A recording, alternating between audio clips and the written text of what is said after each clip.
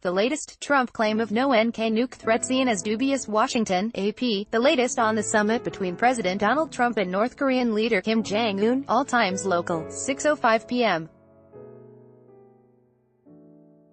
Ad choice advertising and red invented by TED's President Donald Trump is stretching credulity at home and abroad by declaring there is no longer a nuclear threat from North Korea after his summit with Kim Jong-un.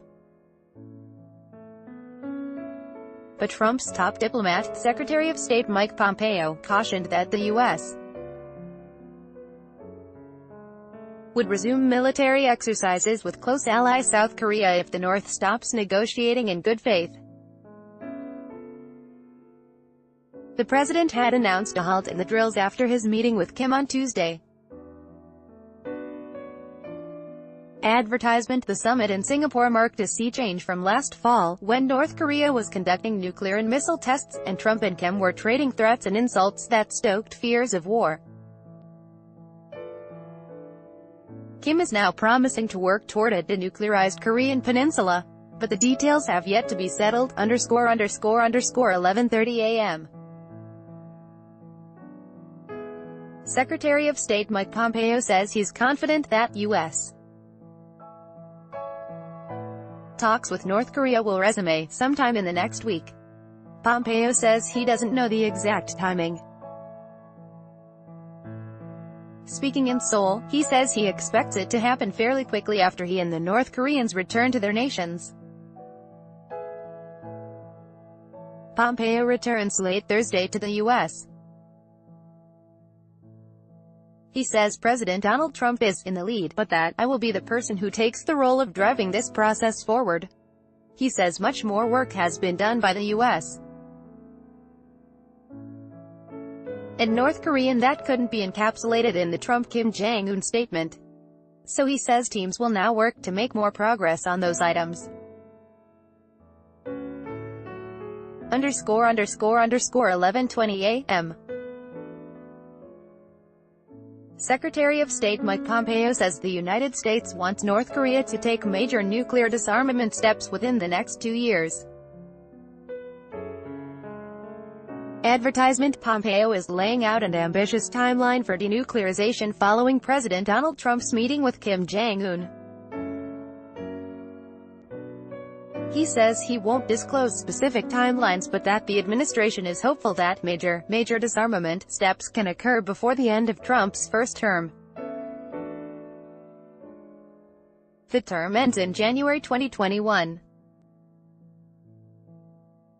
Pompeo is also urging skepticism after North Korean official media said Trump had agreed to a step-by-step approach to denuclearization.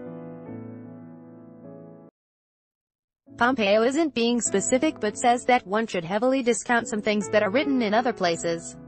Pompeo spoke to reporters from Seoul, South Korea. 11:15 a.m. Secretary of State Mike Pompeo says that North Korean leader Kim Jong-un understands that there will be in-depth verification of nuclear commitments in any deal with the U.S. Pompeo is pushing back on criticism that the joint agreement signed by Kim and President Donald Trump includes no mention of verifying North Korean nuclear disarmament. Ahead of Trump's summit with Kim, the U.S. had said disarmament must be complete, verifiable, and irreversible. But Pompeo tells reporters that it's silly to focus on the lack of the word verifiable. He says that's because the agreement does refer to complete denuclearization of the Korean peninsula. Pompeo says that in the minds of everyone concerned, the word complete encompasses verifiable. Pompeo says, I am equally confident they understand that there will be in-depth verification. 11:10 a.m.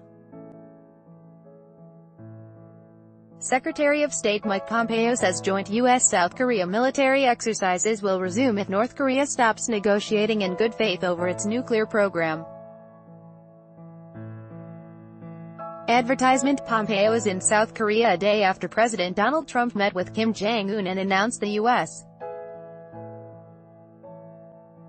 would freeze what he called war games with North Korea. Pompeo says he was there when Trump talked about it with Kim.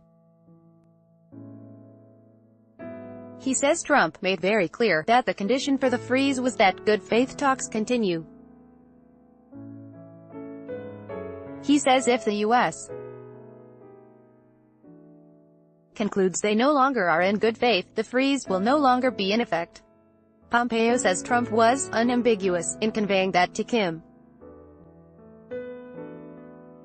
_11 a.m. House Speaker Paul Ryan says President Donald Trump should be applauded for his meeting with North Korea leader Kim Jong-un. But Ryan is cautioning on Wednesday that the next steps toward an agreement won't go fast.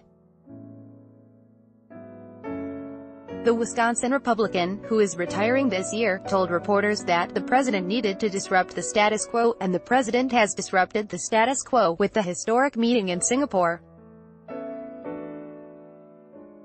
He said, "The president should be applauded, now let's go get an agreement."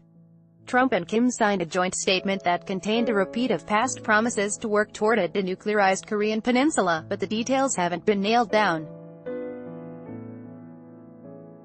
He cautioned that no one should expect that process to go quickly. "Time," he said, "will tell how this ends, _10 a.m. President Donald Trump is challenging skeptical media coverage of his historic summit with North Korea's Kim Jong-un. He says fake news is the nation's biggest enemy. Trump writes on Twitter that the fake news, especially NBC and CNN, are fighting hard to downplay the deal with North Korea. Trump says that 500 days ago they would have begged for this deal, looked like war would break out. The president says the country's biggest enemy is the fake news so easily promulgated by fools. Trump has been tweeting about his talks with Kim since Air Force One returned to the United States early Wednesday morning, arguing that the talks with North Korea have made the U.S. safer. Trump's claim is dubious considering Pyongyang's significant weapons arsenal, _7:25 a.m. President Donald Trump is defending his calls to end military exercises with South Korea that allies have said is important to security in the Asia-Pacific region. Trump says on Twitter after returning from his Singapore summit that, "We save a fortune by not doing war games, as long as we are negotiating in good faith." Trump has said the U.S. and South Korea should stop their joint military exercises as long as both sides are negotiating in good faith, which the president says is happening. Back in the United States, Trump is tweeting about his historic summit with North Korean leader Kim Jong-un. He says there is no longer a nuclear threat from North Korea even though experts estimate that Kim's government has enough fissile material for 20 to 60 bombs. _6:15 a.m. President Donald Trump says on Twitter, there is no longer a nuclear threat from North Korea, as he returns to the United States after his historic summit with North Korea leader Kim Jong-un. Trump says on Twitter that, "Everybody can now feel much safer than the day I took office." He says before he took office, people were assuming that we were going to war with North Korea, and President Barack Obama said North Korea was the nation's biggest problem. Trump and Kim signed an agreement to work toward denuclearization, but it appears weaker than past deals that failed. Independent experts estimate North Korea now has enough fissile material for 20 to 60 bombs, and it has tested missiles that could potentially deliver a nuclear weapon to the U.S. mainland, _5:35 a.m. President Donald Trump has arrived back in Washington from his historic nuclear summit with North Korea's Kim Jong-un in Singapore. Air Force One touched down at Joint Base Andrews early Wednesday morning, completing the president's marathon trip to Asia for talks with the North Korean leader. The president made refueling stops in Guam and Hawaii on his return to Washington. While his aircraft refueled in Hawaii, Trump thanked Kim for taking the first bold step toward a bright new future for his people, saying their summit on Tuesday proves that real change is possible. During his return, Trump spoke with South Korean Prime Minister Moon Jae-in and Japanese Prime Minister Shinzo Abe. _____ 6:25 p.m. U.S. Secretary of State Mike Pompeo has landed at Osan Air Base south of Seoul ahead of meetings with America's allies in the aftermath of the summit between President Donald Trump and North Korean leader Kim Jong-un. He's expected to meet privately in the evening with Gen. Vincent Brooks, commander of U.S. Forces Korea. Pompeo will meet President Moon Jae-in on Thursday morning to discuss the summit. Japanese Foreign Minister Taro Kono is also heading to Seoul and is due to meet with Pompeo and his South Korean counterpart. Pompeo, the former CIA director, then plans to fly to Beijing to update the Chinese government on the talks. ____5:05 p.m. Russia is welcoming the outcome of the summit between President Donald Trump and North Korean leader Kim Jong-un. Kremlin spokesman Dmitry Peskov says one can only welcome the fact that such a meeting took place and that direct dialogue was begun. Peskov tells reporters in Moscow on Wednesday that the meeting helps de-escalate tensions and push the situation away from the critical point where it was just a few months ago.